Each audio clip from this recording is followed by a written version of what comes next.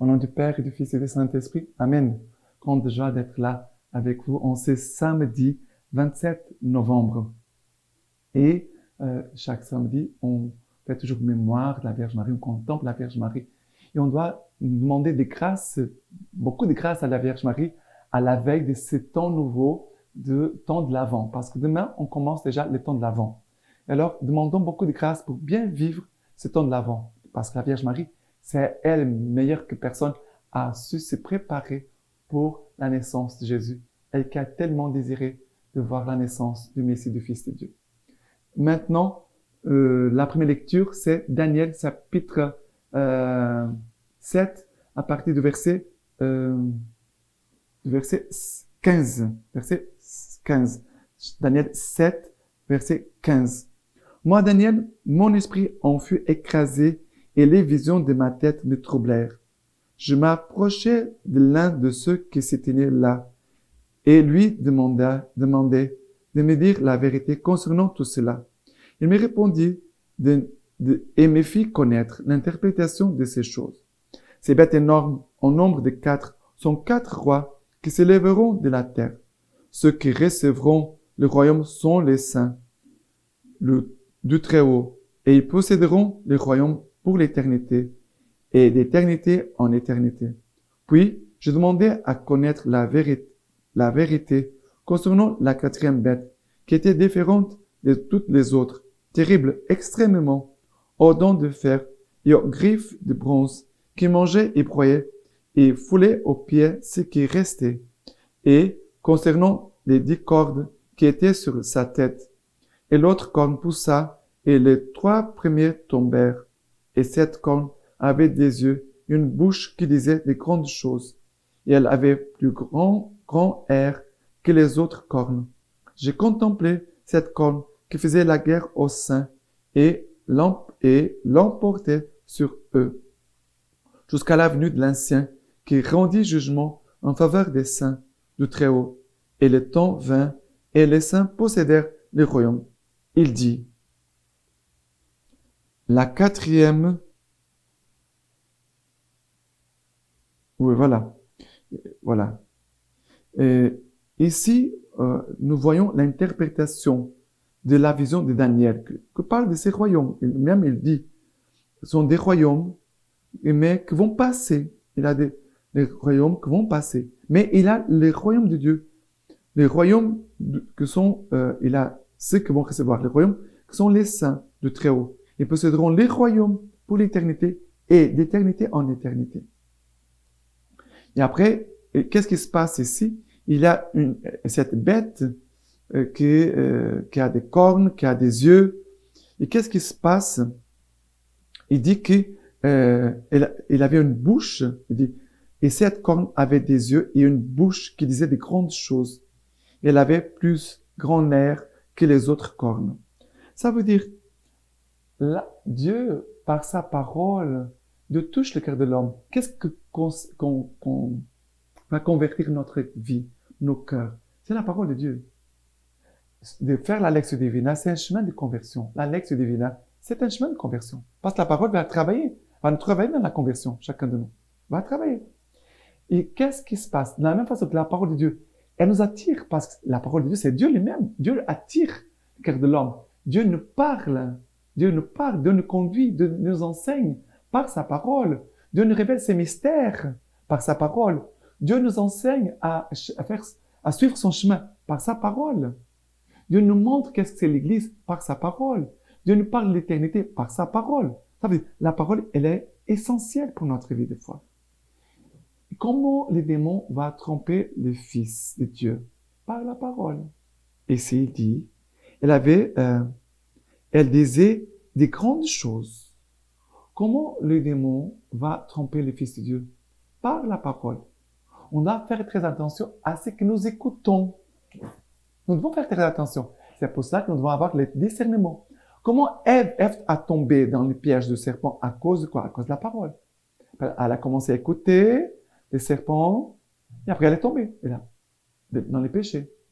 Mais pour nous en même temps, on doit faire attention aux paroles que tu entends. Soit des paroles que tu entends à l'intérieur de toi, soit des paroles extérieures.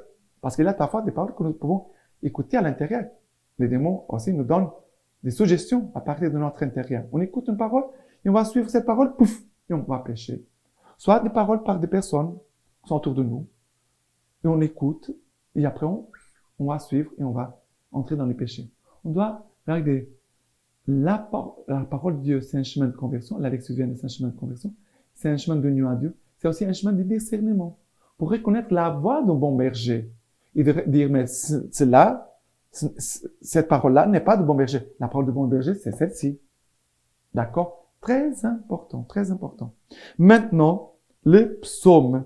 Le psaume d'aujourd'hui, c'est Daniel, chapitre 3, verset 82. Qui nous dit ceci. Et vous, ô vous, enfants des hommes, bénissez le Seigneur. Chantez-le, exaltez-le éternellement. Ô Israël, bénis le Seigneur. Chantez-le, exaltez-le éternellement. Ô vous prêtres, bénissez le Seigneur. Chantez-le, exaltez-le éternellement. Ô vous, ses serviteurs, bénissez le Seigneur. Chantez-le, exaltez-le éternellement. Ô vous esprits et âmes des justes, bénissez le Seigneur. Chantez-le, exaltez-le éternellement. Ô vous saints et humbles de cœur, bénissez le Seigneur. Chantez-le, exaltez-le éternellement. Dans ces cantiques, nous avons vu toute une grande partie de la création, les eaux, le froid, le vent, voilà, toute la création. Maintenant, ça concerne chacun de nous, les enfants des hommes, les prêtres, les serviteurs du Seigneur, les esprits et les âmes des justes, les saints et les humbles des cœurs. Voilà, ça veut dire, le Seigneur est en train de nous dire ce qu'il veut façonner en nous comme ses enfants. Dieu veut faire de nous des enfants de Dieu. Dieu veut faire de nous des prêtres. Dieu veut faire de nous des serviteurs. Dieu veut faire de nous des justes. Dieu veut faire de nous des saints et humbles de cœur. Dieu veut faire vraiment de nous. Dieu veut faire une œuvre de lumière en chacun de nous. La parole de Dieu, c'est Dieu veut faire une œuvre de lumière en nous. Et les gens qui sont autour de nous, ils vont voir.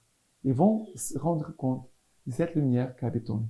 Parfois, nous ne voyons pas, et heureusement, pour que nous soyons humbles, mais les autres vont voir cette œuvre de lumière en nous. Mais il faut accepter que la lumière puisse éclairer tout notre être. D'accord? Et maintenant, l'évangile, c'est Luc 21, chapitre 21, verset 34.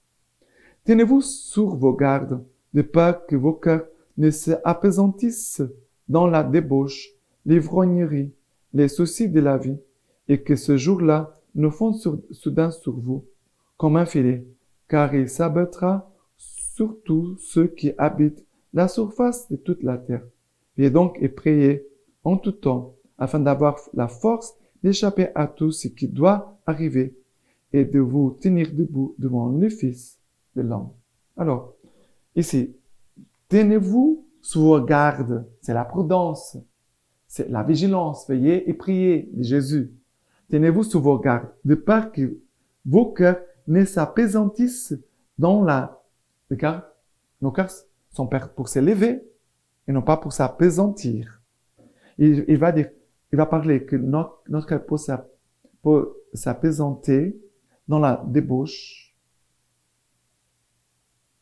Est-ce que tu es dans la débauche? Est-ce que nous vivons dans la débauche? Parce que Dieu, il est en train de dire, je ne veux pas que tu vives cela. L'ivrognerie. Dieu dit, je ne veux pas l'ivrognerie. Les soucis de la vie. Ah, mais nous avons des soucis parce qu'il y a des choses à régler, des choses dans notre famille, des choses au niveau de notre travail. Oui, nous avons des soucis, mais nous devons confier les choses en Dieu. Nous devons confier tout cela à Dieu et on travaille avec la grâce de Dieu. Ce n'est pas moi tout seul. Ici, les soucis de la vie, c'est l'homme tout seul qui essaie de se débrouiller tout seul. Non, j'essaie de résoudre les questions, les soucis de ma vie avec Dieu, avec la grâce de Dieu, avec l'inspiration de l'Esprit Saint. Demandons l'inspiration de l'Esprit Saint. Prions! Sinon, on va essayer de résoudre tout seul. Et voilà, le Seigneur, c'est qu'il dit, il dit, et que ce jour-là ne fonde soudain sur vous, comme un filet, car il s'abattra sur tous ceux qui habitent la surface de notre terre. Voilà, tout cela va arriver pour ceux qui vivent une vie de foi, une vie spirituelle superficielle. Le Seigneur nous invite à une vie spirituelle profonde, chacun de nous, des prêtres, des religieux, des laïcs, des jeunes, des enfants, nous tous. Le Seigneur nous appelle à avoir une vie spirituelle profonde.